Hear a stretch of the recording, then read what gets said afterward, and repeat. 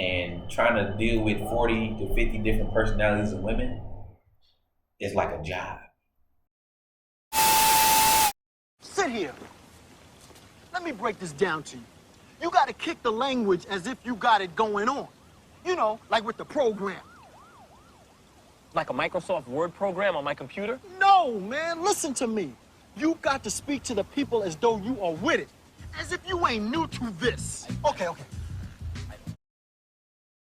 What's the deal? It's the real. You're watching the PlayHouse Podcast. I hope everybody feeling good today. Today, I'm here with Mr. Do It All, okay? JetSet. AKA Mr. Blueprint, your neighborhood prop dealer, set designer. I used to take photos, I DJ on the side, do everything. I juice. What else I do? What you mean? You do? I want to make rubs. Really? Yeah. I juice, you juice it up. You take your apples and you put them in the juicer. Oh, yeah. And you make a fresh organic juice. Juice man. That's interesting. You kind of... Yeah, see, when I get to going, I get to going. You kind of threw me off with that. I ain't gonna lie. And why you say you used to take pictures? I thought you were still a photographer. I don't take pictures. AKA, I don't take pictures no more. I quit my job of taking pictures a month and a half ago. Maybe about 6 to 7 weeks ago. Oh, wow. Yeah, so now I'm just like a director. You come to me, get a photo shoot, I can get your hair, makeup, nails, wax, get your outfit done, and build your set. And I hire photographers. Oh, wow. So you're a creative director, but you also manage TCP. So that's Own TCP. You own. OWN for the people that listen. Okay, let her know something then. Yeah. Okay, so speaking on that, so we were talking off cam about the presence you created for yourself in the city. So how did you gain, your celebrity status? I guess you would say in the city, or as you called it, celebrity status. Celebrity status, yeah. Man.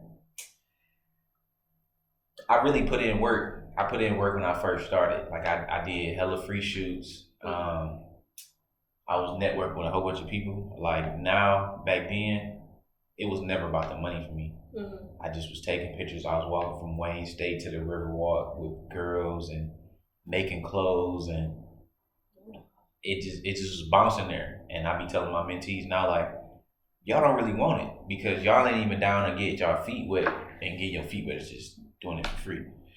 So in that instance, when I was coming up, I was doing it for free. Mm-hmm. And I was doing it $40 a day. Never would do that again, but I was doing $4 a day. I was catching lifts and Ubers from Little Caesars on 8 Mile Gratiot to Wayne State downtown, walking from Wayne State to enjoy Detroit on the riverfront, taking lifts back to the crib in Roseville. Like I was really putting in work because I was having fun. And at that time, I was getting on. Like I was blowing up. I met my mentor. I did like 3 fire photo shoots back to back to back. That blew me up too. I was doing photo shoot events where I had photographers pull up and models pull up and they just shoot together. Like I was the plug, like then. And then 2019, I called my Jordan years. Like it was going crazy. Everything popped off, man. I remember when like getting 1,000 likes at the time was like big. Mm-hmm. I was cracking 1,000 like this every time, and everybody was shooting me, and it just was like, this junk, wow, this junk crazy. So I really built my name off being a creative photographer. Like I was building sets and stuff.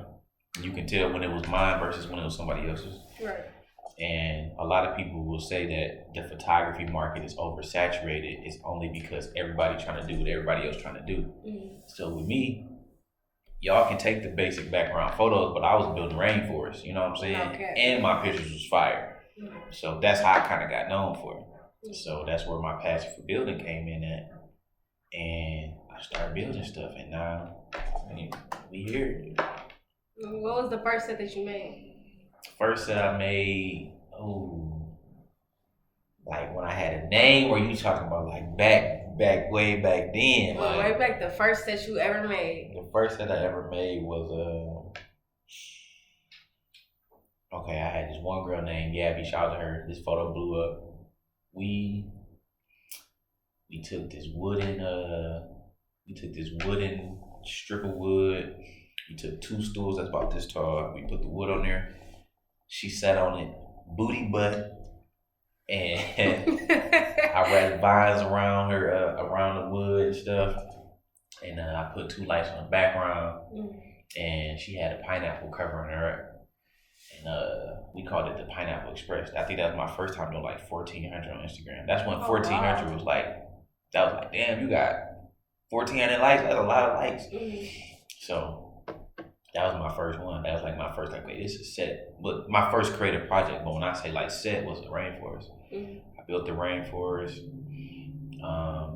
I think I paid like $300. Oh, damn, you got me going back memory lane. You gotta regulate. I built the cocaine set. Me and my guy bought a stove. We painted it pink. And I had bought all these girls like lab coats, like doctor lab coats, white 2 pieces. We had made fake Coke bags, plastic bags, and baby powder with duct tape around them. He had brought a scale from school, and then we boxed the whole room around with plastic, and it was called Cocaine Barbie. That was probably like the first real, though. That was the first alright set. Yeah. But the real one was that rainforest, my first rainforest for, I feel bad because I'm black, but what's the day everybody celebrate? Juneteenth. Yeah. And I built the rainforest in my mentor studio. And he made water. I had rented alligators for like $300 an hour. Alligators and scorpions and Where do snake. you find all this stuff at? Like, how I understand you the plug, but where does the plug get his resources from? Like? Oh, that can't put that up. No, shout out to One Exotic Zoo. He be everywhere. He shoot Steve Novak. He be at CJ studio. He be at my studio. He got all type of animals. He got snakes, kangaroos, lambs, ducks, chickens. He got everything you need. What is your experience dealing with all this stuff and all these different items? Because a lot of stuff that you do is random. Like, is it stuff like that in your house? Like, Are you talking about props? Yes, just random props. It'd be like this, right? So let's say me and you want to do an office photo shoot, right? And the office, we know we need a desk, table, pens, paper, all that type of stuff. Once you're done with it, you know that somebody else gonna want it. So you put it in storage, and then let's say I want to build we did the office, I want to build a classroom. Oh, I still got the pens and papers from the classroom, but now I need to get maybe 1 or 2 more desks. Yeah. So it's like you keep adding stuff on. So in that instance, it's like, you just I got flags in my storage. I got glasses. I don't even want to say everything I got up in there, man, because it might get a little personal. But I got a lot of stuff in there. Yeah. To where you be like, yeah. Like, people can go in my storage room and be like, oh, I can use this for my photo shoot. Or I can create this, or I can create that. Right. So. Where does the creativity and drive for these shoots come from? Like, where do your ideas come from? So my idea process is I visually see something or I talk about it. Once I visually see or talk about it, I create a rough idea in my head. Once I create a rough idea in my head, I sleep on it. Once I sleep on it, I confirm it when I wake up. So how much money you got right now? Is this popping right now? What season are we in? Once I get the confirmation on that, I usually run it by my partner. And he usually say like, yeah, bro, or yeah, bro, but we need to do it this way. Or he don't really never tell me no. It just, I suggest you do it this way. Then once you do that, you write it up, I draw it. I do who, what, where, when, why, so I can make sure that I know everything. Because if you can answer that, I got the idea. So like I can sit here and help you come up with an idea right now off the 5 W's and show you the process from A to Z, and you can go run with the idea easily. So you book a consultation, you pay $50, you make it happen. But the ideas just come from me seeing stuff. Like even right now, I'm seeing how, I could make this a whole podcast studio for you. You know what I'm saying? I'm looking at it like, okay, yeah. That's why I'm like, I'm in here. I'm like, okay, yeah, we We get a grid, we get some tube lights, let's get these up out of here, let's get a bigger background, paint it. Like, I see it. And it's so crazy, I feel like that's my gift. Like, I see stuff. Like, I be like, okay, yeah. You just know on the fly? Yeah, I be telling people like I'm like Kanye crazy. Like, people, you gonna do this idea? How you gonna do it? And then when I do it, it's like, damn, you did it. Like, yeah, I did it. Because I be seeing it, like, start to finish. Have you ever had a problem with people doubting you and like this entire vision? Because this is huge. You accomplished a lot, especially you. Yeah. Did you turn 21 yet, or are you still 20? February 15th. Yeah, you're 20 years old. You accomplished a lot in 20 years. Like, 20-piece nugget, man. I feel like, have I ever been doubted? Is the question. Yes. Have you ever had people hating, sleeping, anything to hold you back, any powers against you? Yeah, this might be kind of vague, but I don't pay attention to people. I always tell my mentees, like, and my people that's around me that I influence, create your own normal. You feel me? Like, if they say this got to be yellow, okay, I'm gonna make this motherfucker green, and I'm gonna make green normal. Right. So with me, I'm the type of person I like to make stuff normal. Like, I don't really care in the creative world. Everything you can't change up. Right. But in the creativity world, I make everything normal. Like, I done built so much stuff for niggas. Like, I built the movie theater for Valentine's Day. Yeah, that was he. And niggas like, you know, people build bedrooms and sexy swing rose flowers. I'm like, no, I'm building a movie theater, bro. Because my idea was, my first date was a movie theater, and it's Valentine's Day. Hello, why not build a movie theater? And I also build stuff for me. I don't build stuff for people like it. I build stuff for myself, and I let the people that like it come to it. Because when you build stuff for other people, you always influenced by other people's decisions. So you never get your idea out. So if I sit here and be like, yeah, I'm gonna build a rainforest for old girl, she said it should be green. It's probably an old girl that says it's gonna be blue, and the old girl says it's gonna be orange. I want it to be yellow. I'm gonna make it yellow, and I guarantee you, it's somebody that appreciates yellow more than green or more than orange. I've noticed that I am more successful with my creativity when I create what I want and make people desire what I created, rather than creating for people, because I don't be motivated. Like, imagine when I create for myself, I be motivated to get to the end. Right. When I'm making something for somebody else, it's like I'm dragging it, then I'm procrastinating, and I dropped the barbershop. I feel like I made that for the people, and I still ain't finished it, and I don't like it. Even though people like, that boy fire, I don't like it. Like, I don't operate out of it. The vision was there, but I made it for people. So, no, it's like, it is what it is. Do what you gotta do. Let me tell you, man, real quick. This is a commercial break. I'm gonna say this right here. The more people you ask for advice, the more problems you run into with your creativity. If you create, finish the creation, then ask people for opinions in a review mindset, it's already done. So what can they possibly do? You already built it. But my whole goal is to say, build for yourself, or everybody build. Create for yourself and let people come to you. Don't create for people, and then it's a million people, it's billions of people in the world. You can't satisfy everybody. That's the message of it. Back to the TV show. I'm crying. Now that's a gem. Now that's some good ass advice.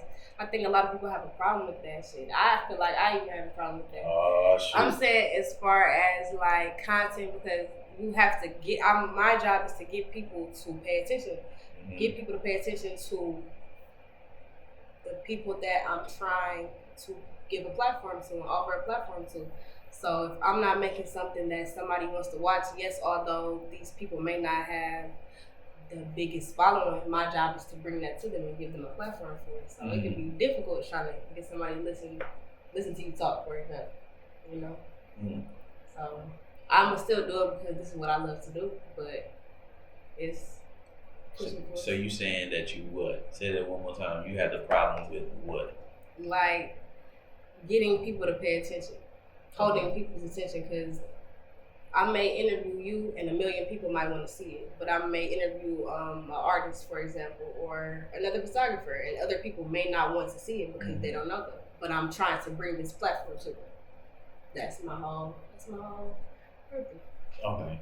Yeah. Get people to listen and pay attention. Yes, and people's attention spans have shortened by like, I think it's like 30% over the last 10 years. You did research? Yeah. Oh, you just sound like you made that up. Hey, she making up stuff on the podcast. No, like people attention spans today is shorter than the goldfish, and that's 12 seconds. Like, that's sad. That's very, that's very. A fact. That's like, a fact. You can look that up. Yes. Why not fed my attention? Do you lose your attention fast? Like if somebody's talking to you, you gotta talk to somebody else? I am more so when it comes to ideas. Mm-hmm. Like let's say if I see this texture right here, I want to make a wall out of this texture. Mm-hmm. And then I look to my left like, oh, I can build this a life size one of these. Like I've been looking at this like, bro, how can I make this life size? I know I can do it. It's a life size bucket. Yeah, you put trash in it. That'd be what kind of photo? Who would be shooting with you? Would it be you trying to give me a great idea out of this bucket? Yeah. That's why I asked you about a grad shoot, because I'm about to graduate next year. Just the idea right here. I take this bucket, I make it life size. I paint it this texture with this color, right? Oh shit, I'm touching stuff. And I put a door on it.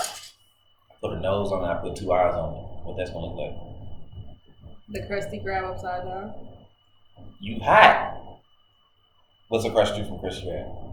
The chum bucket. Oh my god. Create the chum bucket. I am high. I said hot. Oh, you hot. Oh, just told on yourself again. Oh shit. Oh, that's the chum bucket. I take this chum bucket idea, I put it on Instagram. Hey, I'm looking for somebody that got the cutest kid in the city of Detroit. Listen, I need y'all to come right now. I got the chum bucket sitting right here. Bring your kid down here. I'm doing $10 a photo. People bring their kids. Kids love taking pictures. Kids don't sit still. So you got to keep taking photos to get the right photo. And it's $10 a photo. You're going to take more than 10 photos because your kid won't sit still. All I got to do is be patient. So if I take 10 photos with one mom, that's $100. I got 10 moms every 10 minutes from 4 to 6. That's what, 12 10-minute increments. I done made $1,200 in a day off a chum bucket. Chum bucket done with. Hey, no, that's easy. So have you ever like, do you think as far as like your mentees go that hustling, or in general, hustling is an important part of like your coming of age process, or like you coming into the person you are today? I'm biased about hustling, all right? Mm-hmm. I feel like strategic hustling is key. Hustling for money is not key. Why? All right. Strategic hustling is, I got a podcast, right? Mm-hmm. I know that I need X, Y, and Z to start my podcast. I am going to do X, Y, and Z. I ain't gonna give too much game on here, okay? Mm-hmm. Masterclass. Strategic hustling has a goal. Right. Just hustling has no goal. Ooh. That's all I can say. When you strategically hustle, you got somewhere where you're trying to be. When you just hustling, you don't got nowhere you want to be. It's just, I just need to make money. To do what? Yeah. When I'm strategically hustling, only reason I would do a chum bucket idea is because I'm trying to move to another studio, or I'm trying to save up this much money to put towards me getting a bigger cargo van, or to pay a light bill. Right. That's strategic hustling. So strategic hustling has a goal. Just hustling don't got no goal. So I don't like teaching hustling. I don't like teaching niggas to be hustlers. I like teaching people to be strategic about how they use their money and manage it, to distribute it to get to their goal. I fuck with that, yeah. You were dropping gems. Yeah, you're making me think. I like this. I like this episode. Yeah. I'm the host. It's your boy, Mr. Blueprint. I'm the host. Got my girl over here talking and stuff. Yeah. No, I like this. I appreciate this. So where do you think you got this knowledge from? Like, did you just learn this? This is just life lessons, or did you get this from your parents? My biggest teacher is messing up. The more I mess up, the more I learn. So every time I mess up, I learn something new. If I don't mess up, and I'm just flowing seamlessly, and everything is like good, and like, that's how you get comfortable. So I thank God that He allows me to mess up, because if I don't mess up, I get comfortable. When I get comfortable, I get cocky. When you get cocky, you get lazy. That was fire, but that was like a tip of the tongue right there. So in that instance, I mean, I've always been like a hustler. I never really had, I'm not gonna say I didn't have my parents, but during my entrepreneurship journey has not been that supportive from my parents as much, just because I grew up in a family that wanted me to go to college.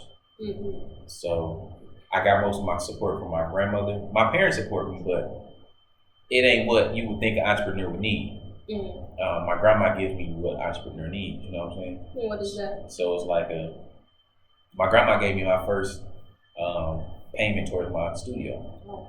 My first down payment on my studio. If my studio about to close down, about to get put out, I'm calling my grandma because I know she'll give me something. Like, no guarantee. Like, it ain't gonna be I gotta explain it to her. I gotta tell her why I messed up and why I don't have the money. But at the end of the day, she gonna come through for me. Right. Whether it's $100, $1,000, $2,000, it don't matter. She gonna come through. So where I got my hustle from was really like, I'm gonna say being in the streets, but I'm not gonna say being in the streets as I was like a hood nigga. Being in the streets of the creative world, knowing how people react, knowing how to get women to spend their money. Because all I do is get women to spend their money by creating desires for them. Oh yeah, it's all about how I be marketing too. Like, I could sit here and talk all day. But in a sense, example of me hustling would be, I got this event coming up next week, right? Right.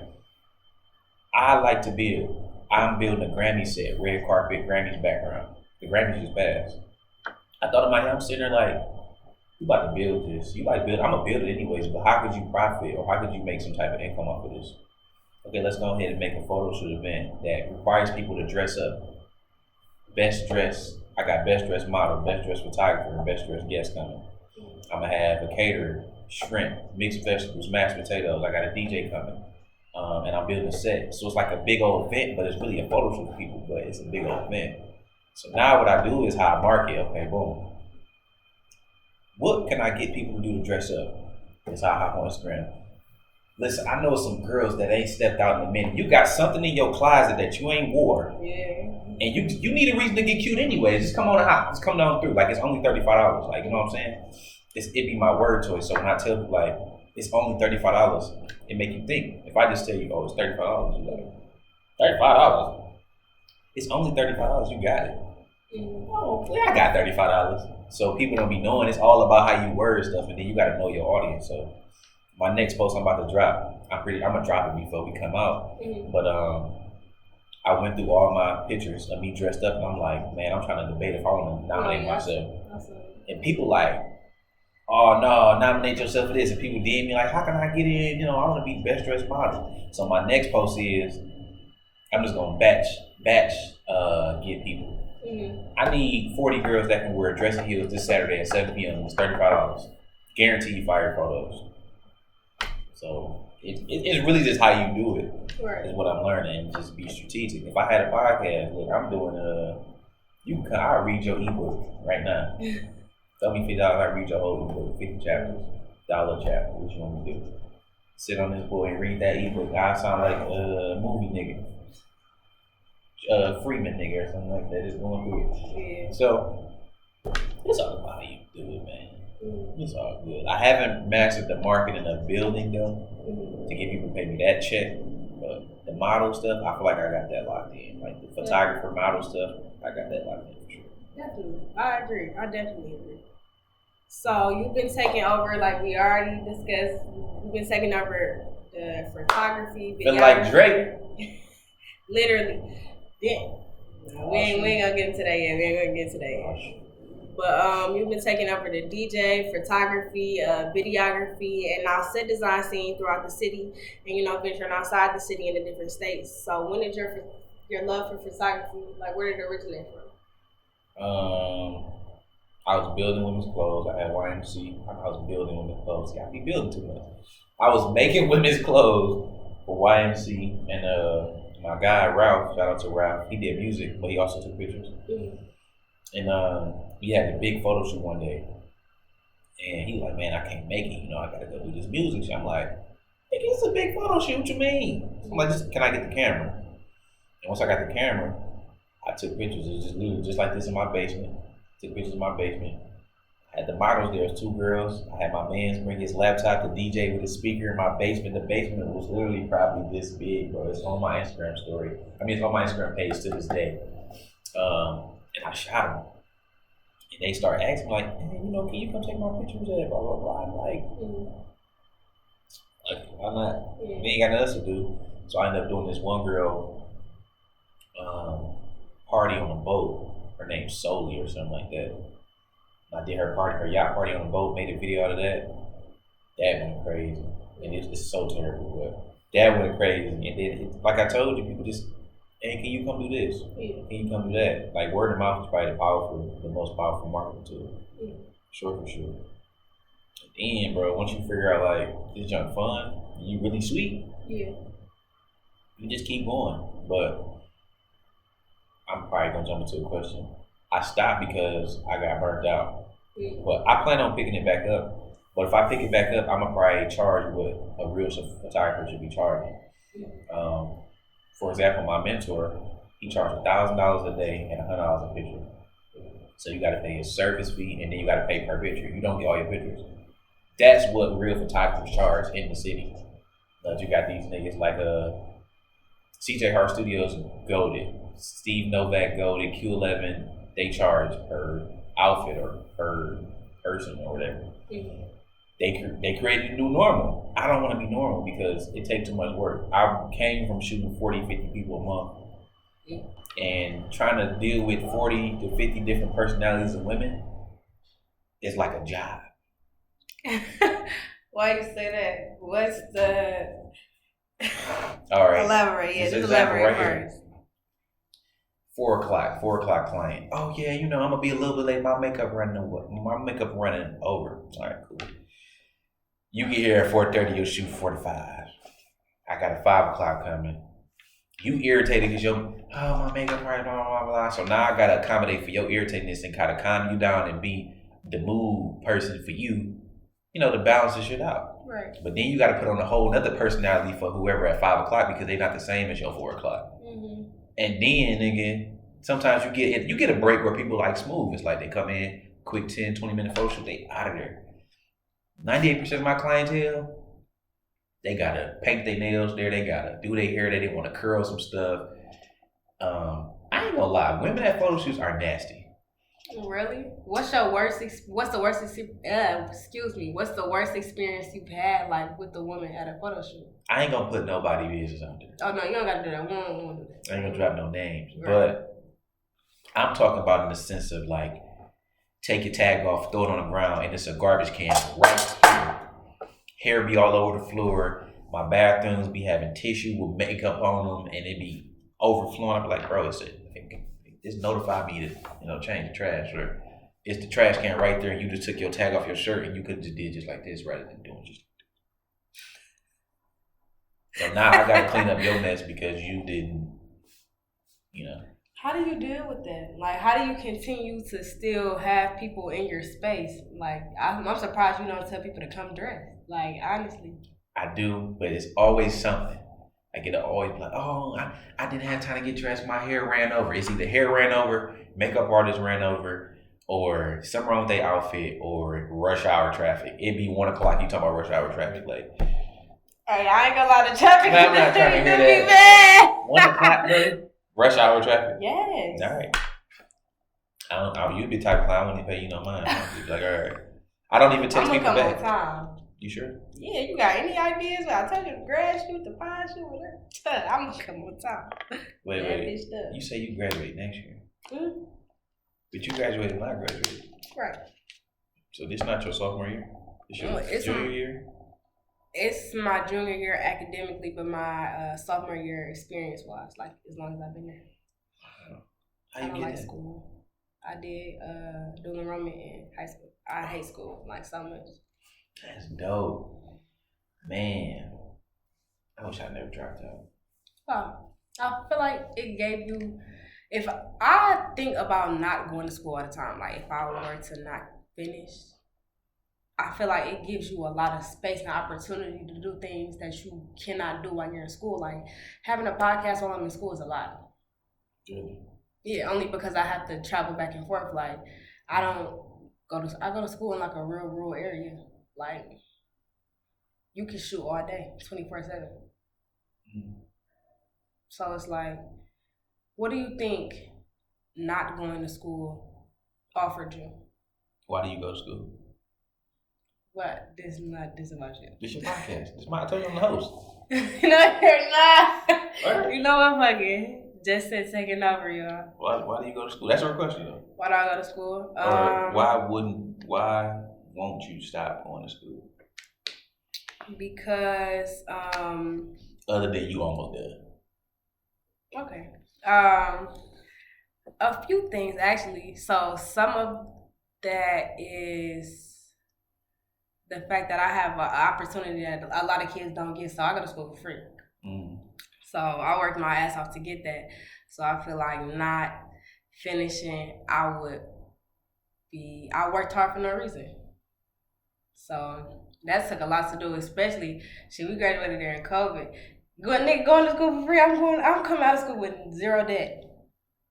I'm just saying. And then another thing is, just honestly, cause I hate school, people pleasing and trying to complete something that my parents and the people before them and the majority of my family didn't get the opportunity to do.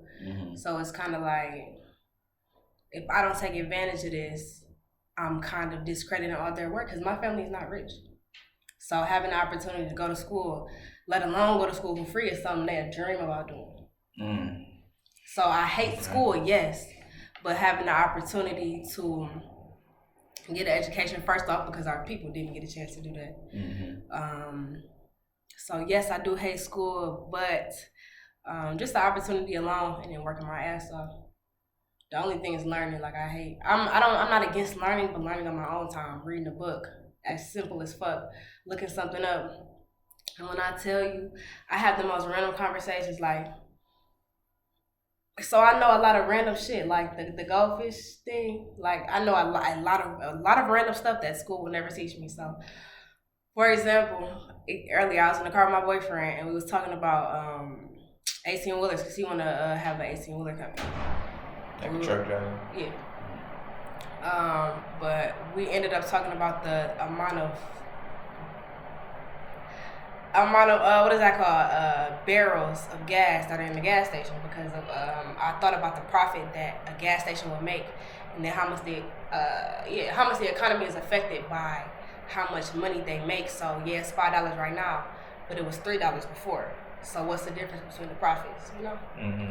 It's a lot of random shit. Then I found out it's 41,000 barrels of gas that are in the tanker trucks. In the tanker trucks that carry gas. So where they store the gas at? I'm not sure. I didn't get to that. We started talking about something else. All that gas, where did the gas go? You going in the gas station. But where though?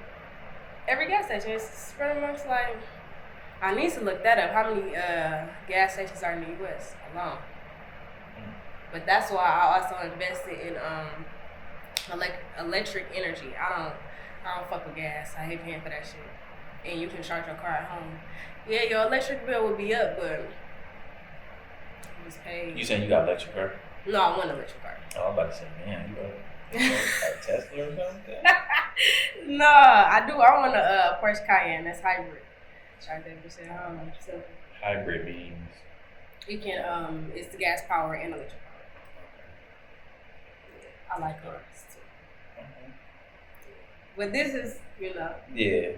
I'm not good at being a host. I would have been stopped the podcast. I'm like, oh, all right, y'all, that's it. Why you say that? Be good. I don't know, man. I like being talked to. I don't like talking to. What do you mean by that? Elaborate. I like being talked to, but I don't like leading the talking to. Oh, you don't know what else to ask me, basically. How was your day? That kind of. No, it kind of at the beginning, you know, a little icebreaker. Oh.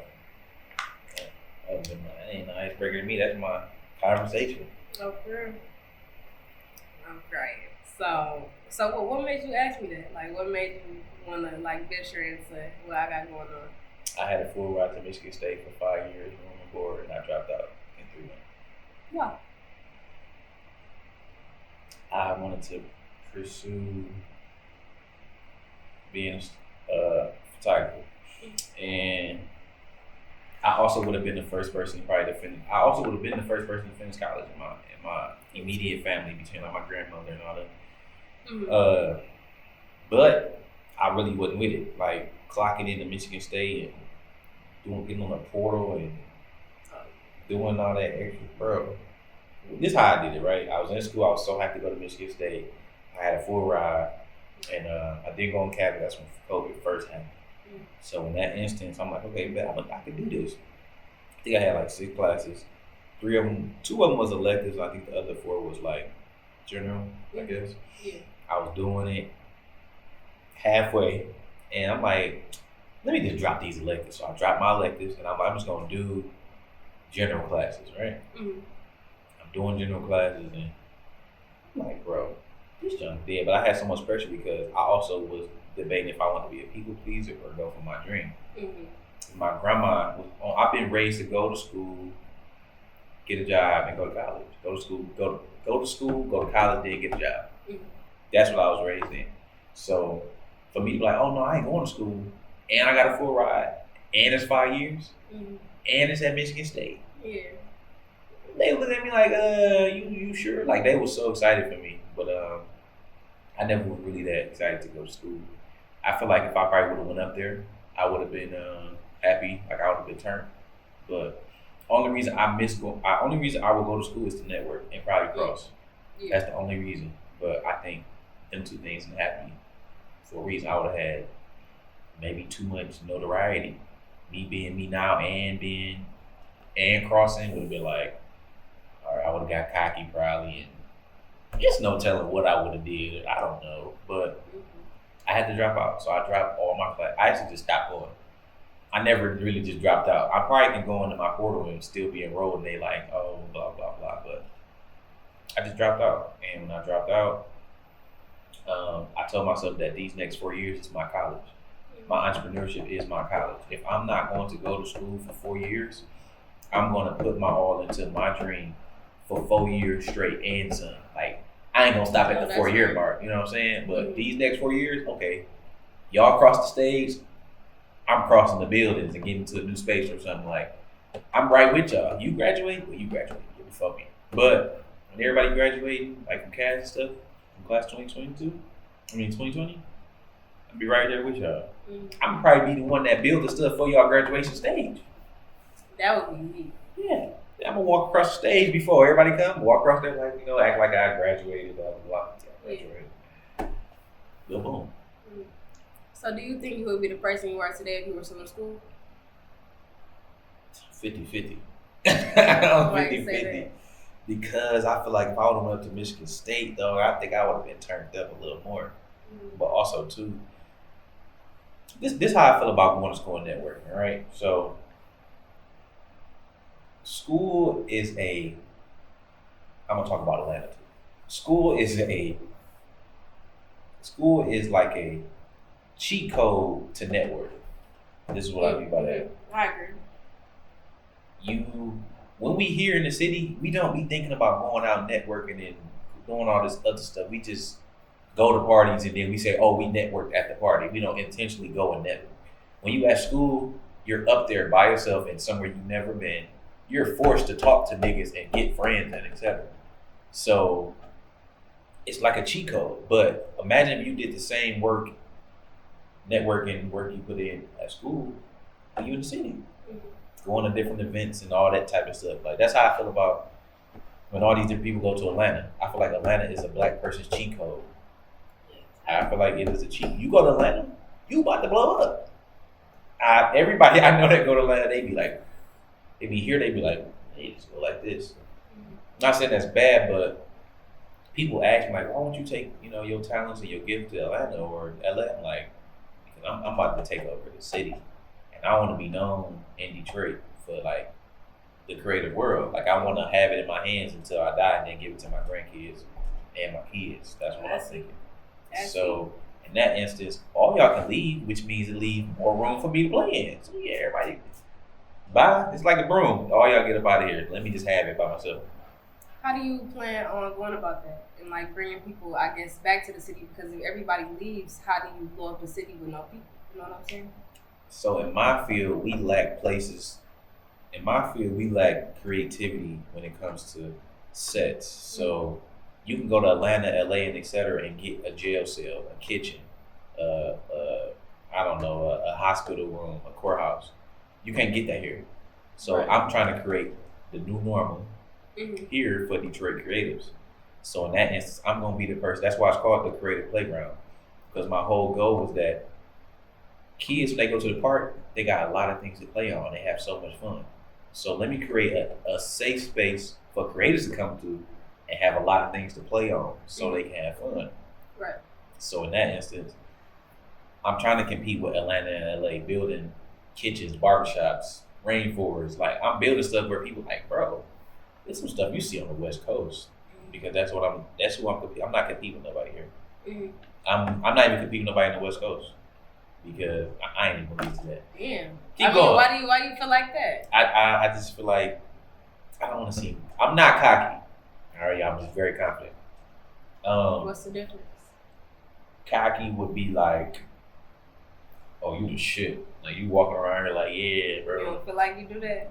No, I feel like I'm just confident. Like, I know that I create new normals, and I'm confident to say that. I'm not saying like, yeah, y'all niggas weak as hell. Y'all don't create nothing. I create all of them. I'm not like that. I've always been like the laid back. I've been called a laid back, popular kid in high school.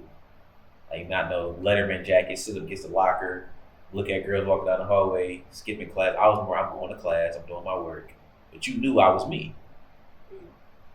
So in that instance, what was your question?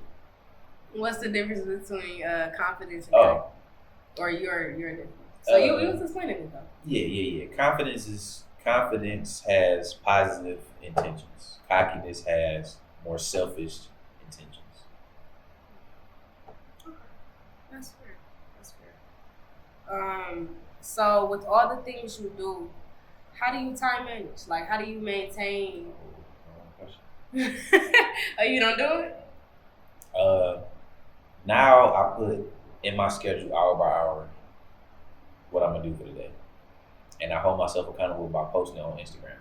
And I've noticed that that's influenced people to start putting their schedules in their phone hour by hour. So that go back into like the influence thing I was talking about. Anything creativity wise, I feel like I've been an influence to people.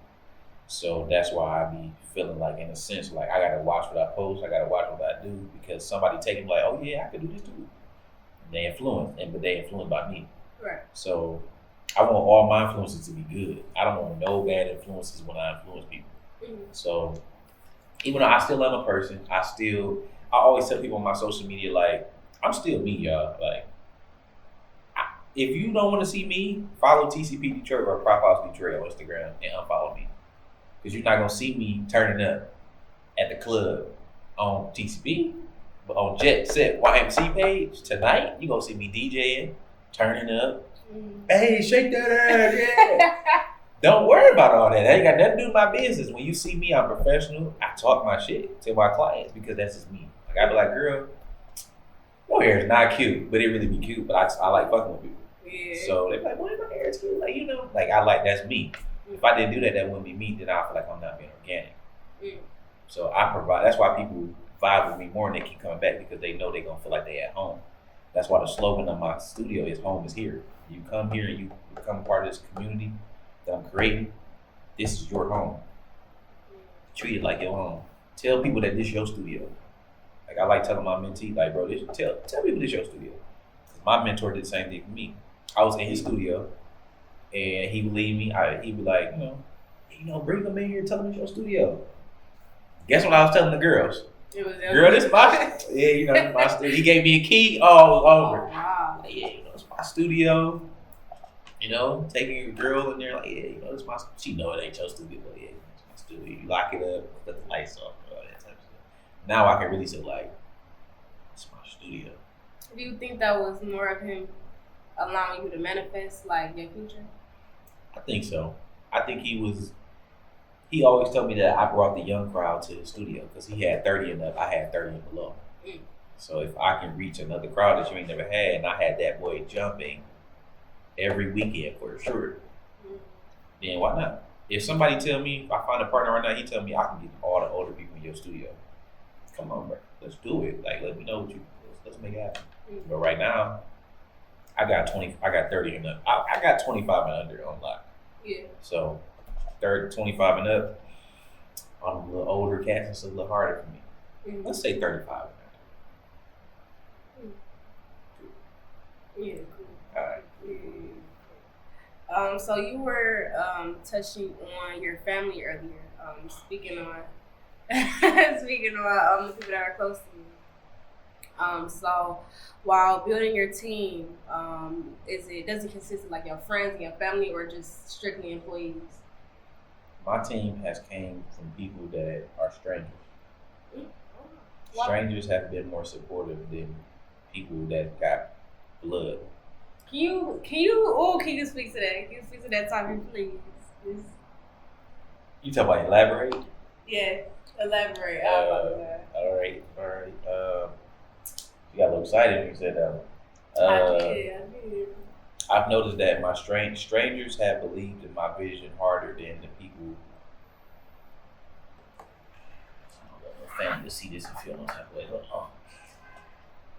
Strangers have showed that they believe in my vision more than people that got the same blood as me has. I'm not gonna say strangers believe my vision more. I'm just gonna say they show it more and they apply more pressure. And I'm more of a person that you gotta show me. You gotta show me that you love me. You gotta show me that you will help me make some money. You gotta show me that you're gonna show up. Oh yeah, I'm coming. Okay, I'll see you when you get here. I ain't telling you I'm excited. I ain't telling you nothing. When you walk through my door in my building, okay, yeah, you solid. You showed up. If you don't come, I take my expectations out of people. And I really take my expectations out of family. Just being 100, because them are the ones that's comfortable, and the ones that's comfortable, they don't give you 100%. Why is that? Because they comfortable. Oh yeah, cuz bro, you could do this one for me for $50. Cuz can't do nothing. Wood too damn expensive. Sorry, cuz I can't do it. So, stranger, you get the strangers that's cheap. But I've been coming across a lot more people that's like, what's your price? Oh yeah, my price is $1,200. Okay, how can I pay half right now? Versus, oh yeah, my price is $1,200. I still get these clients with my price. What's your price? My price is $1,200. Red. They'll take you back. Or they put me with the, oh yeah, I just want to do this next year in July anyways. You're a liar. No, you didn't. You want to do this right now, but it's too much for you. I mean, why? What's wrong with it? Just admitting it's too much. Like, have you ever just had people that's being honest and real with you? Like, thank you for your time. Rare. 98% people come to me. And I feel like, personal opinion, don't nobody judge me, the black community does not like putting down their financial status. We do not like telling people that we ain't really got it. We might say it to niggas we cool with, but if one of your friends, and this is like a rough example, one of your friends say a price for something and, oh yeah, girl, I got you when I got you. Rather than saying, I ain't got it right now, or I can't afford you right now. Oh yeah, I got you, I'm gonna support you. We start talking again. This is about you. We have money for anything we really want. We know how to make money for anything we really want to get. If we don't really want to get it, we don't make the money for it. If we don't really want to get it, we don't pay the money for it. So in the instance, that's why I don't argue people about when they tell me, I'm starting not to argue about my price no more. Bro, wood is so expensive, bro. Wood was $2 when back in August. It's $5 now. A stud is just a piece of wood for everybody that's on the camera. You telling me that I'm about to, like, you talking about gas? That's how I feel about wood. So in that instance, yes, if you want me to make you a table like this, you gotta come, correct. My time is valuable too. I have a new business right now called PlayHouse Detroit. I'm repping it, y'all see right. I'm trying to get my inventory up of letters, numbers, I love you, baby, Mr. and Mrs. I'm trying to get that up right now. So if you want me to interrupt my inventory journey right now, you gotta pay me. Because I don't, it's the one right here. Gotta tap you before I say it, right? People chase money so they never get money. When I stop chasing money, I start getting more money. That's interesting. The more I think about making money, the less I make. The more I just use my gift and create, the more money I make. So for the people that are trying to get by, what suggestions would you have? By like, what you mean? Like get by to my attention? Would you like? No, just in life in general. Because at a point in time, you weren't always here. True. Drop some gems. It's in the master class, by the way. Find something that you can do for the rest of your life for free. That's more than likely what you need to make your business around. It's the best gem I give you. And make sure it's a need-based business, and need-based business are usually services. Mm-hmm. Car detailing, photography, healthcare, something that everybody needs. What else? What else do we need? I don't know. Electricians, or I don't know what else people may need. Anything that's need-based. I don't know an example of something that's not need-based because we all need things. Mm-hmm. But they get the point when they hear it. Anything that's need-based, but I can build for free. I only charge people because I gotta live too. If I didn't have to live and the world was free, I would build for free. Because I really love building. Like I want to build, like I want to figure out how I can build this right here. Like how did they figure out how to build this? I don't know how to do it, I want to sell it. Mm-hmm. So if you're trying to get by, you need to be a strategic hustler. That's interesting. That's interesting. So, to elaborate on the creative side. So, do you feel like services, as far as services go, and the creative side, do you think the world needs more creatives or more idea men? Do you understand like the difference between those two? Idea man is, let's do this, let's do that, blah, blah, blah. Yes, okay. Because it's a lot of creative people that don't have ideas, but they can make anything you need.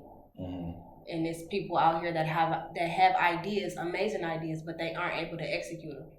Mm. So would me saying the world need more executors count? Yes. You sure? I want you to elaborate, but yes. But what's your reasoning behind that? The only thing that separates you from where you want to be, or you from who you want to be, or you from who you want to be like, is that they execute it and you not. And we don't execute it. We don't execute, personal opinion, I ain't trying to hurt nobody's feelings. We don't execute because we want to know what everybody think before we execute. I want to know what you think about me painting this yellow before I paint it yellow. And what you think, since I asked you, obviously I care. So if you tell me something other than what I want to hear, it's going to affect my decision to execute. So I'm not going to execute. People tend to overthink too much. So if you going around asking everybody, what you think about me, bro? What you think about this? I'm going to drop this new clothing line. What you think about this shirt? Oh, no, bro, that shirt too tight. You know what I'm saying? That shirt too white. It need to be blue. It need to be black. Oh, damn. Let me go back to the drawing board. Nah, cuz. Hey, cuz, I'm about to drop a shirt that's white. You going to support me or not? Rather than, oh, what you think about this white shirt? Oh, nah, bro, my favorite color is blue, bro. Make me a blue one. Now you thinking like, damn, do I need to drop a white one and a blue when I first start? No. And it's like you can't unthink what you heard. So it's like, now it's in your head. Now you're always going to be influenced about if you should do that or not, which is going to slow you down. And people will tell me like, I move too fast, I need to slow down. No, I need to move a little faster. Because you move so slow, so now you think I need to move slow. I move fast. Where did TCP come from? Like, where did the name come from? I had a studio with a partner. Let's say we had let's say it's 3 studios, right? Left, top, right. We had the left and the top. When we used to walk up the stairs, he'd always be at the studio on the right-hand side. And it was big. He was like, bro, we need to put a lot of sets in here. And we called it like 3 different names, and one of the names was the Creative Playground. So when me and my partner separated and I moved to my new studio, what you think is what we called it? The Creative Playground. And I kept my vision. So TCP, man, my baby. November 23rd, 2020 is when she was born.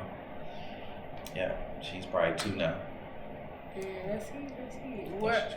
So I know that the Creative Playground recently experienced flooding. Flood and fire. Flood and fire? It was fire then flood. Oh wow. What caught on fire? It was an electrical problem. So electrical caught on fire, caused a fire. The sprinklers put out the fire, which caused the flood. So prior to that, you actually had a party or a shoot. What was it? Was it? a party. It was a pajama, but it was like a pajama jam. Shut down. Yeah. So, all right, let me tell y'all what happened when I came. So, I was pissed off. Yeah, that's the first thing I seen was this nigga just throwing out this. I'm like, yeah. I was pissed off, yeah. Yeah, I was actually walking in. There was 2 photographers talking to each other, and I just asked them like, "What's going on? Like, why is the police here? Why everybody walking out?" Man, they can't my job, bro. Yeah, like it's all because how I promoting it. I was promoting booths. I was promoting liquor, weed on internet. I was promoting come turn up, twerk. I was promoting all that. So that's my fault. I took a L on that. I sold out 3 times. So. Like I said, I like to create, like how people go to the clubs and they be going to Annex Society and they be party promoters. I'm like, I'm trying to create that way for creatives. So photography, videographers, models, people like you, like we got a safe space to come turn up and do our work.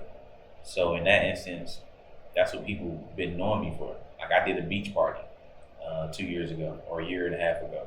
Built a beach in the studio.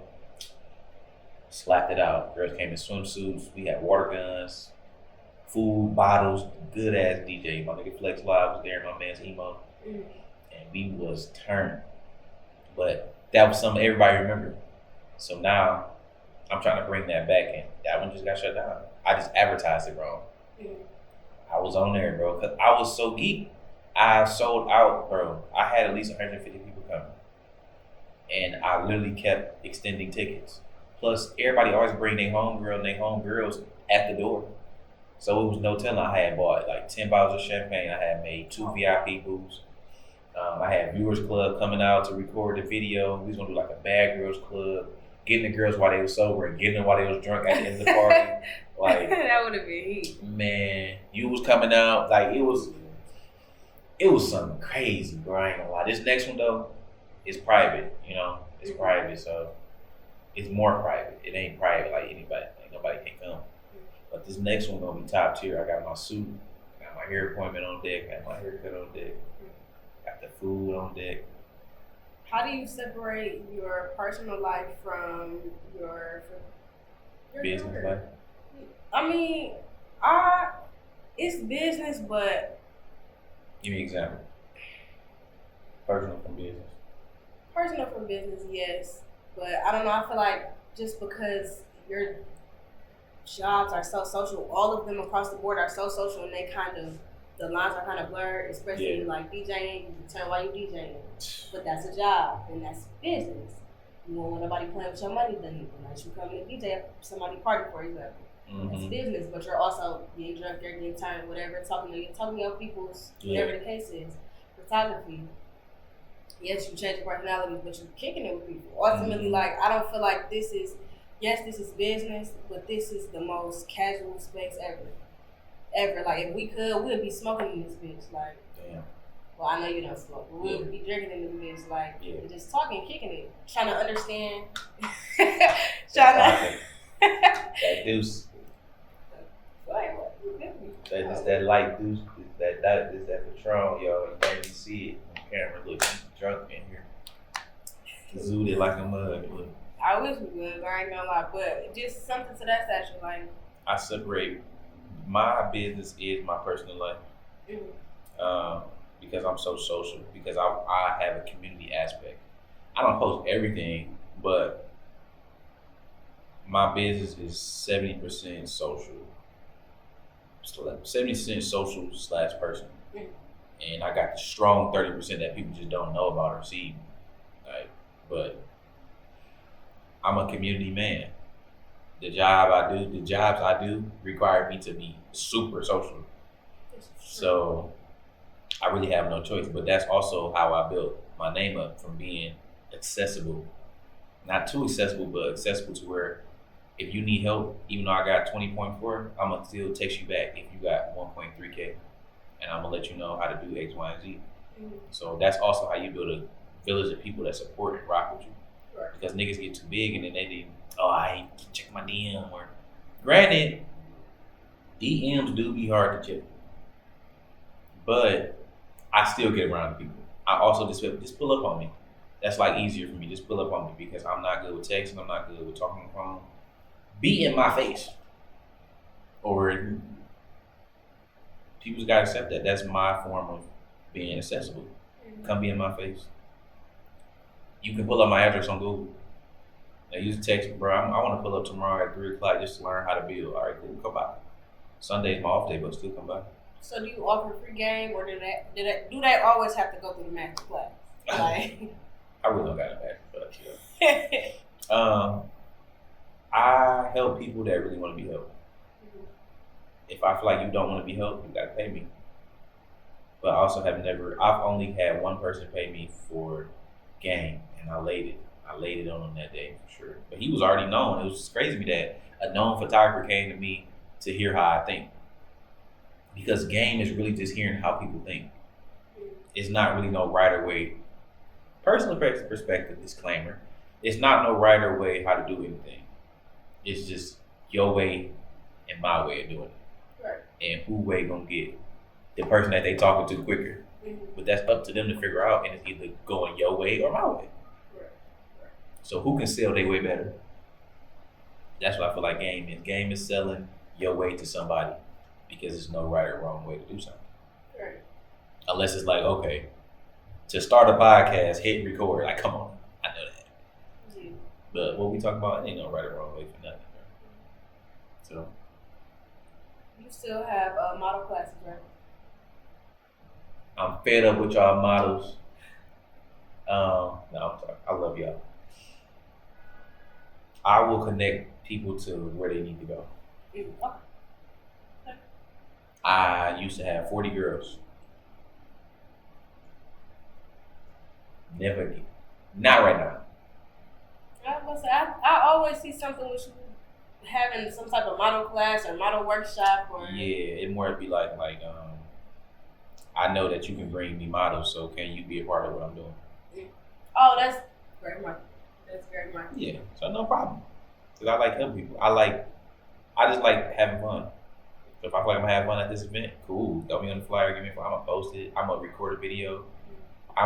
You can tell me, hey, say this on camera. I'm gonna say it and some. Like, I'm that type of person. I'm not like I don't like to call myself a Detroit celebrity, but I'm not like a person that's like, oh, bro, don't record me. Like, record me. I want to talk. I want to be seen. Like, record me. Say something. Why do you think you're like that? I think I'm like that because I know what I say is going to inspire / motivate, educate, or entertain, which is all positive influences because I'm only going to say positive stuff. I'm going to inspire you / motivate you, educate you, or entertain. So has there ever been a time in your life where you weren't as positive as you are right now and you were just in a rough spot? You don't have to talk about it. Man, that's a great question. I went through a lot. I got evicted out of my crib before. When I was with my parents. I like to tell people that I've been homeless 5 years, just because I moved from my mom to my dad to my grandma to my best friends all through high school. So not literally homeless, but I've been like house hopping, yeah. But I've been living with my dad for probably like a year. 2 years is not solid, so I've been good now. Bro, I mean, when you really ask my question, I really have been like a positive person because I've always been in a leadership position, and I've always known that leadership requires you to always be positive, because if you down, your people's down. And if you're really a leader, you don't want to see your people's down. But I've had moments where it'd be quick moments for me. It'd be like, damn. Okay, no, what's next? Let's get to it. Like, why? What are you going to get out of just sitting here? I cry. I make videos on my iPhone, fill them up. Oh, I did business. I can't pay this. But okay, what's next? That's a true leader. A leader is, a man is. Let's talk about man, being a man, right? Making decisions and understanding if your decision doesn't yield a positive outcome, how can you bounce back from that decision? That's how you provide security to a woman. That's how you provide security in your business, because we supposed to be decision makers. Right. But also too, every decision ain't gonna be the right decision, or every decision isn't gonna have a positive outcome. Right. So as a man, you understand, okay, baby, my decision might not be good, but this is what we're gonna do if my decision go wrong. And even if what you say you're gonna do when decisions go wrong don't work out in that instance, okay, this how it really happened. How can I bounce back from this? Okay, now this is what we're gonna do. That's being a leader. If you really want to get personal, man. Right. So what advice would you give to your past self during those moments, or to anybody that's going through, a rough time, but they're trying to have a positive outlook on life? The Bible says trials and temptations produce endurance.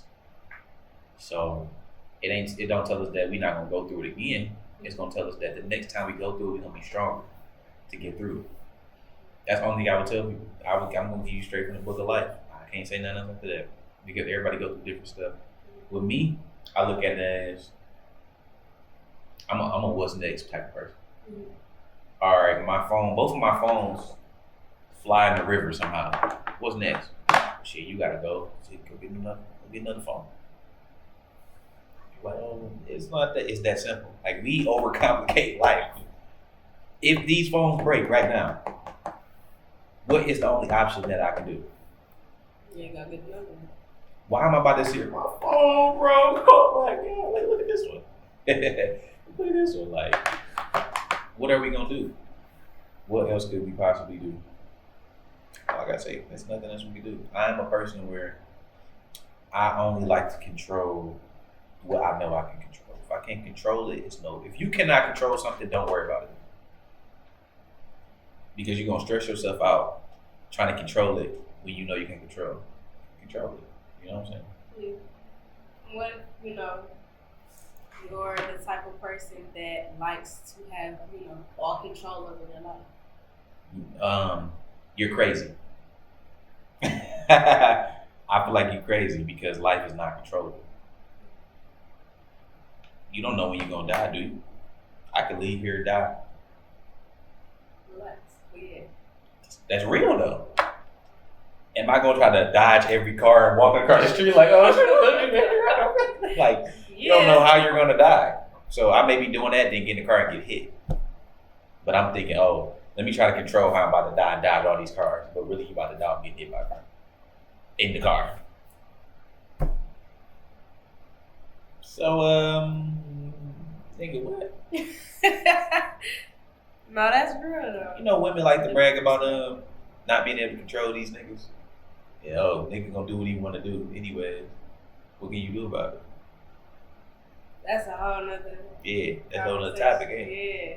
Same principle though. Yeah, I'm not gonna come back and talk about this. I don't know. You experience a lot of different people dealing with a lot of different clients. Y'all keep me up, man. Y'all keep me having fun, man. Y'all keep me there. I love clients. Some bring you food, some bring you money. All bring you money. Yeah. When you get established. Mm-hmm. Put that in there. I done had clients bring me food. I done had clients help me out when I'm having a bad day. Since I'm a slight drinker, client, when they bring their bottles for their photo shoot, girl, why you ain't give me no cup? And we vibe. Still get my money at the end of the day. So, you know what I'm saying? It'd be fun, man. I like it. I like doing this. I like having a job that interacts with people. I couldn't be a nigga behind the phone. I couldn't be on hotline, nigga. I couldn't be your insurance company that you call when something messed up. I need to be able to do like this. If I can't do like this, I don't want that job. I need to interact with people because I get bored fast. So you don't think you have a short attention span? I have I guess, I was trying to find a way to say that, make it sound a little better, but straightforward. I think I have a short attention span because I tell myself I can't multitask. Because when I multitask, projects get unfinished. Why don't you just revisit them? Like, what's wrong with just pausing and Because since I got a short attention span, trying to revisit something that my attention ain't really into it no more. Like when I get an idea, I got it. Like I'm ready to do it right now. Let's finish it. If I take it, let's say I'm feeling like that, then I see something like, oh, damn, I want to do that too. I have became disciplined to where I know I need to stay in the idea before I hop to another one. Because I get a spark for idea one, then get a spark for idea two. Gotta let go idea one to go to idea two. It ain't gonna work. So, do you have a dream? Do you have a dream set design, and do you have a dream shoot? I guess theme, and then what's themes like both? Something I want to build is basically what you asked me. What it sound like? Yeah, dream set. I want to build, as of right now, I want to build a baby cart. A baby car? A baby cart. Oh. So it's something that people use for events, right? And I'm gonna show it. They ain't gonna see it, but I'm gonna show it to you. I'm gonna put it in the little screen right there. Oh man, it's some people use for events and for baby showers.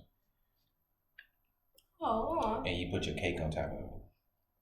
Really? Hey, that's heat. How tall would it have to be for so they wouldn't have to be hunchback and like we're gonna do it? Ain't bad. There's something you put the cake on. I don't want to be all these two. That's something you set your cake on.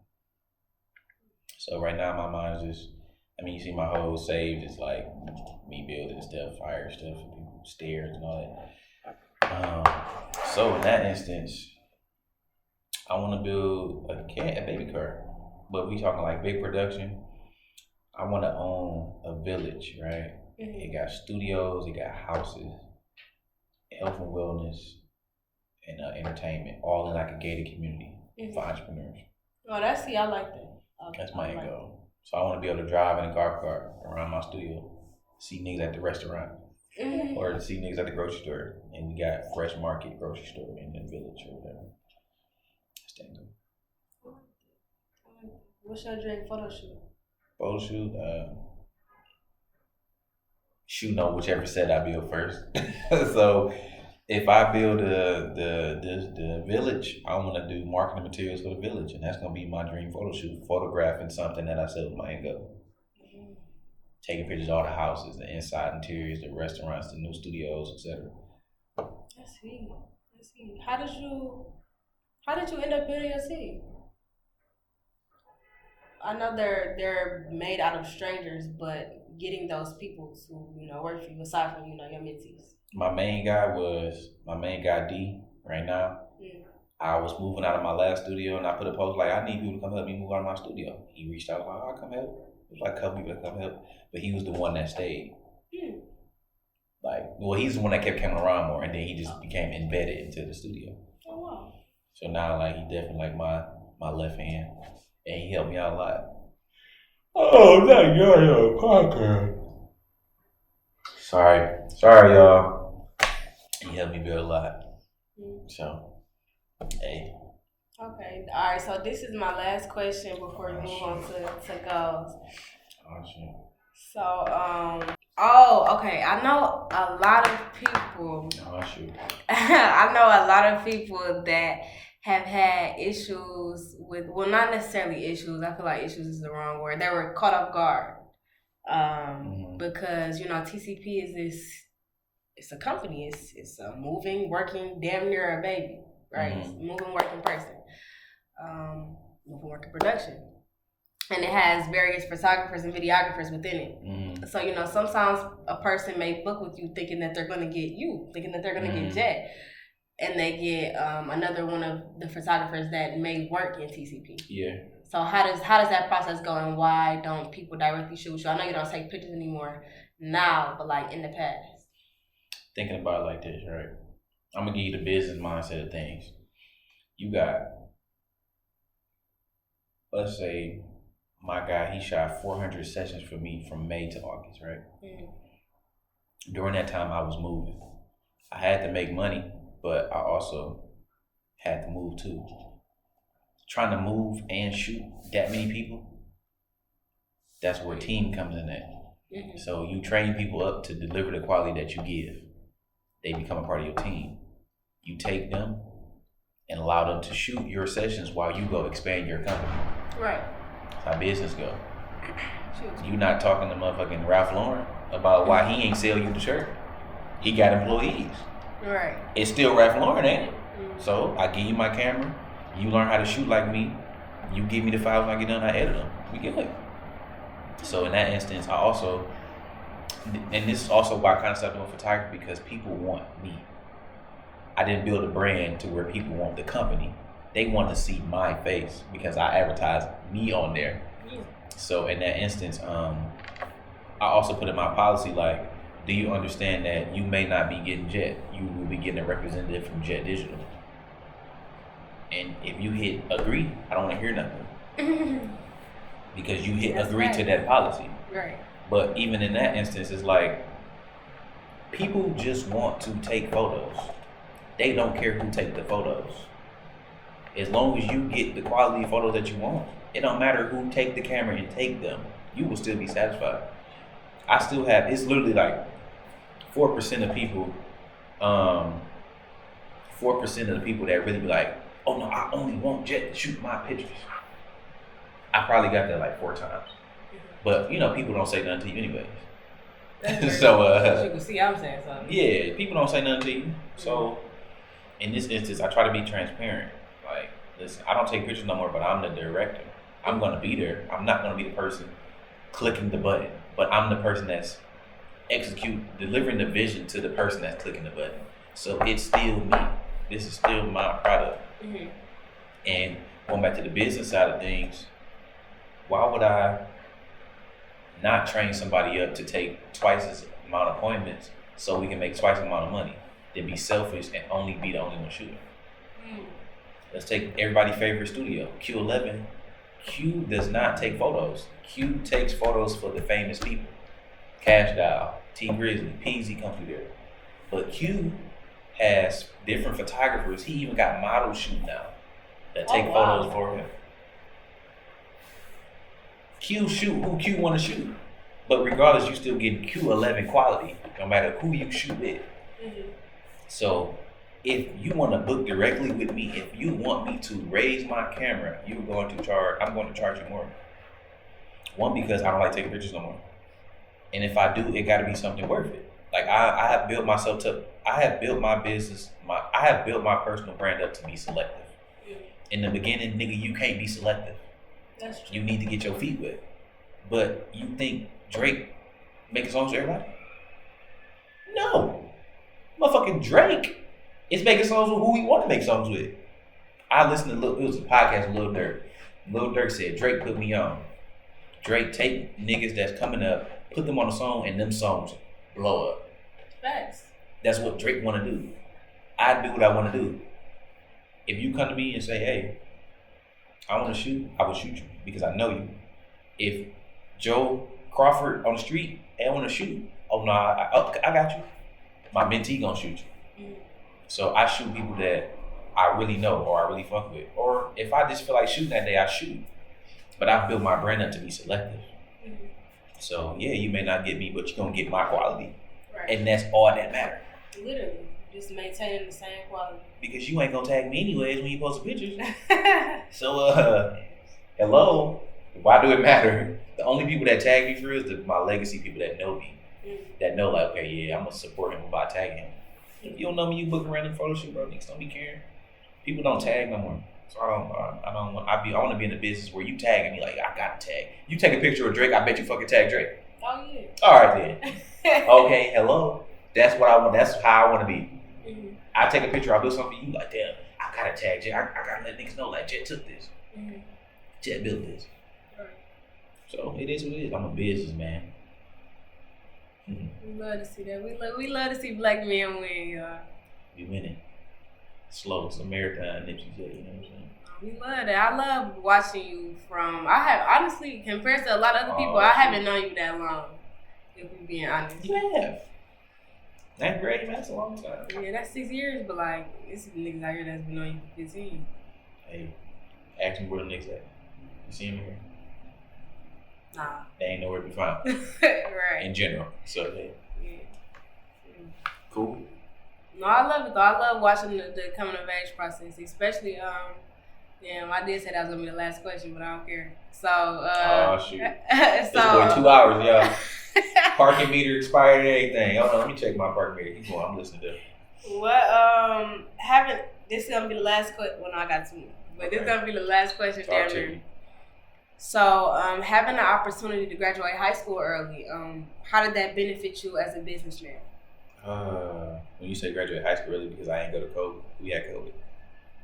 No, I swore you graduated early. Shit, I graduated May 28th. 2020? I don't know what. Alright, skip that. You know some other Jalen's? No, I swear I saw you graduate early. No, I didn't graduate, but you know the COVID stuff like took everybody out. Yeah. So it felt like I graduated early. I ain't gonna lie to you, but I didn't graduate early. I probably graduated May 20th. I think the day I graduated. Okay. It's on, man.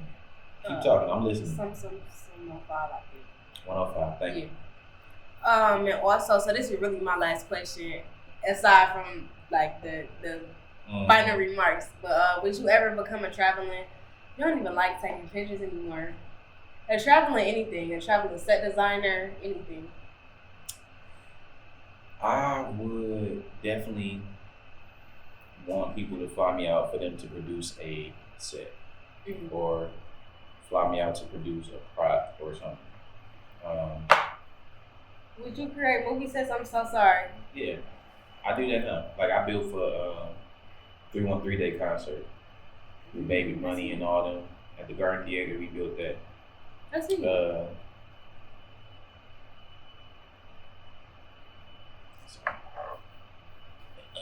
Building props. So in that instance, I am open to being flew out or to travel for production design. I'm not open to being flew out for photography unless I really, really, really want to do it. Like I don't have the drive to put the camera on. You gotta pick up the camera, set up the settings. I still got the sauce, but tell niggas not to get it fucked up, huh? Oh yeah, I still got the sauce, but I like building more. Like I tell people, I quit my job to pursue my passion. My job was photography. My passion is being a production designer, aka prop builder, whatever. So niggas do all the time. They quit their 9 to 5 to pursue their passion. But being technical, I was never in a corporate job. It was me quitting for me to do another thing. That's also a flex too. No. Yeah. That's why I gotta give you your flowers. I gotta give you your props. You worked hard for this. It smell good. Okay, so just to wrap everything up. What you got, man? What you got? I know that you ultimately have an end goal, but what are some goals or some projects that you have coming up that you want to speak on, you want to manifest, or you just want to talk about your goals in general? Project coming up. I'm currently talking to Mia Ray for Glamaholics to build some sets in her studio. Yay! So hopefully we lock that in. Some other big stuff people would be interested in hearing about. I'm trying to build for this other concert with Baby Money, Moneybag Yo, Baby Money, Da Baby, and Babyface Ray that's coming up. trying to lock that in. We might be moving. That's big to me. To Southfield, I'm trying to lock that in. And I'm about to pull up at all the prom send-offs with prom backdrop experiences. I'm gonna pull up with a backdrop, stage, take pictures at niggas' prom send-offs. I'm pull up to cast prom send-offs. I think I'm building for their Grammys too, a Grammy set too. Oh wow. So getting locked in with all them high schools. My school automatically like Channel Party, that's easily locked in for sure. But man, just keep up. Just keep watching. I'm gonna give y'all TV shows, man. It's gonna get interesting. I'm trying to vlog too. That shit hard as hell. That shit fun. Hard. You wanna be an editor? Somebody. That shit fun as hell. That's what my company do. If I had somebody to edit. I forgot you said you allow people, you let people show up. Just let me show up, bro. Just let me show up, bro. You need to show up next Saturday. I mean, what you to edit? No, to the event. Oh, what I gotta do? Wear some cute clothes. No, I got what time is it? I might be able to. I'm gonna be in Ohio, but I gotta. She ain't coming. What time is it? Don't worry about it. You already know what niggas will. Then don't worry about it. What I said. Maybe the week after that. Yeah, see? See? But no, I'll edit for you anytime. I love doing that shit. That shit fun. Yeah, you let niggas show up. Your goals continue. That's my goal. To continue to provide the city with professional set design and products, and inspiring, motivating, and entertaining the people. You know, Jacqueline, I hope you ain't Wizard Kelly the whole interview. No, you can see me. Oh, okay. I'm blind as hell, so. No, you can see me. Yeah. I've been paying attention. I still got the sauce, so I gotta pay attention. You know what I'm saying? Yeah. Good. Yeah. Well, Thank y'all. It's your boy, Mr. Blueprint. We on 99.75 PlayHouse Podcast, Sweet 700. I just want to take the time to thank all the listeners and viewers out here today for coming out. I'm doing the podcast. That's not. No. How you in? No. You can't read it. I just want to thank you for tapping in. I just want to thank you for tapping in, showing love. No way he rushing me off my shit. Martin G. But I just want to thank you for tapping in, showing love, and coming out for our interview.